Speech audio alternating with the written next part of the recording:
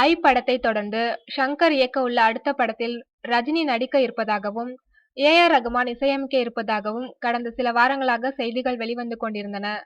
இப்படத்தை லைகா நிறுவனம் தயாரிப்பதாகவும் படத்தின் பட்ஜெட் சுமார் 200 கோடி எனவும் செய்திகள் வெளியாகின. விரைவில் இது குறித்து அதிகாரப்பூர்வ அறிவிப்பு வரும் என எதிர்பார்க்கப்பட்டது.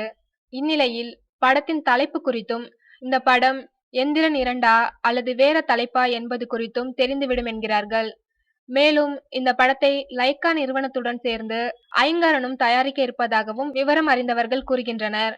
ரஜினியின் எந்திரன் படத்தின் முதல் தயாரிப்பாளரும் ஐங்கரன் தான். பின்னர் தான் அந்த படம் சன் பிக்சர்ஸ் கைக்கு போனது என்பது குறிப்பிடத்தக்கது.